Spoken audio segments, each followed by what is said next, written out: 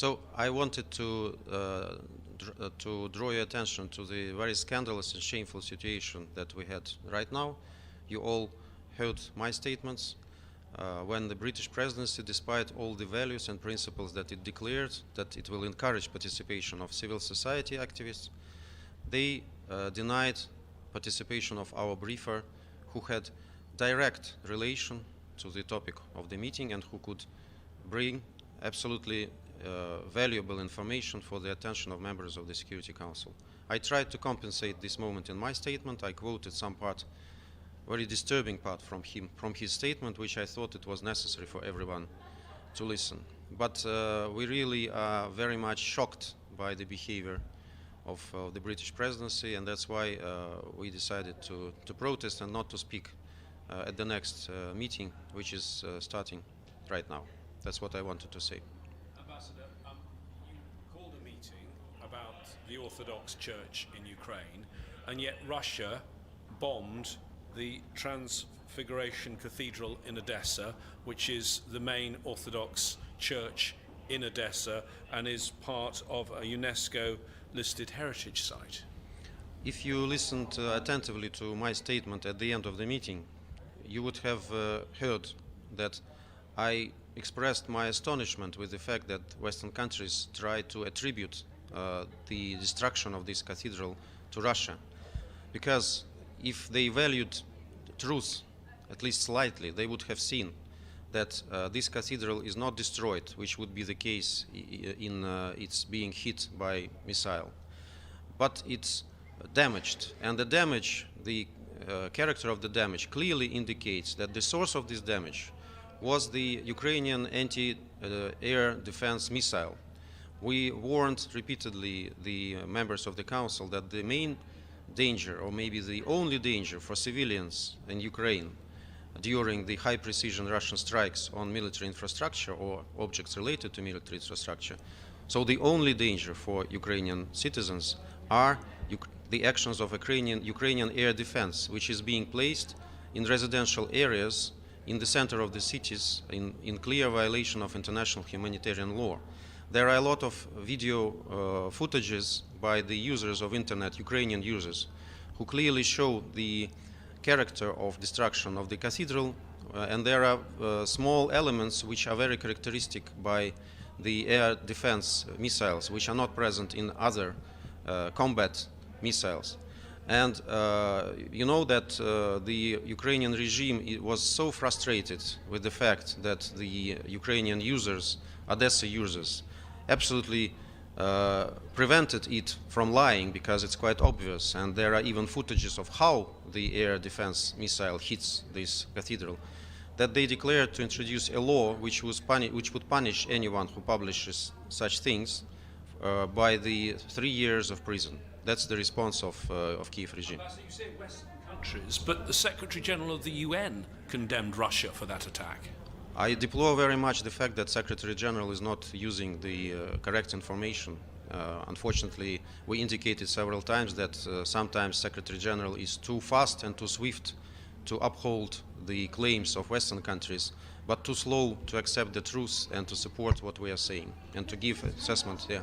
Going back into the council, are you going to sit there? Is somebody going to sit in the Russian seat? I'm not going. Of course, somebody will sit. Our expert will sit in our seat. I'm not going to the council because I saw that the level of participation of my Western colleagues during the previous meeting was very much consistent with the level of participation that we are showing right now. Ambassador, we heard claims, and I'm sure we'll hear them in this council meeting yesterday, from the British ambassador that Russia has been using weapons that are designed to destroy aircraft carriers to take out grain sites in Odessa. Is that true? And also claims that you have put new sea mines into the Black Sea. I haven't heard about it, frankly. I don't have any indication of this kind. These are all mere speculations. But what is not mere speculation, and again, we must thank Ukrainian social media users, is that when allegedly the grain storage is hit where the grain is supposed to be, the character in the ports, in the Ukrainian ports, the character of detonation clearly shows that it is about artillery shells and about some Western Western equipment that is being stored there in clear breach of the Black Sea Initiative. So it clearly indicates that Ukraine has been using the Black Sea Initiative, and under the guise of Black Sea Initiative, it has stockpiled a lot of weapons and shells in the premises of the ports, which is now being clearly shown by the users, and we have absolutely all the right to hit this legitimate target. Ambassador, can I ask you about the cross-border aid to Syria? As you know, the government allowed the aid for 6 months from Bab al-Hawa, but the UN is saying that the conditions are not according to the parameters where the UN usually work. Do you believe that this should change? Do you think that the Security Council should negotiate this issue again? And there's the other two cross borders, Bab al-Ra'i and Bab al-Salam, that will expire on the 13th of August. Do you think they should be also renewed? Thank you. I frankly don't see any room for efforts of Security Council at this stage, because now the efforts to render humanitarian assistance to Syria are happening within the normal framework as with any other country. It's in the dialogue between the legitimate Syrian government and OCHA.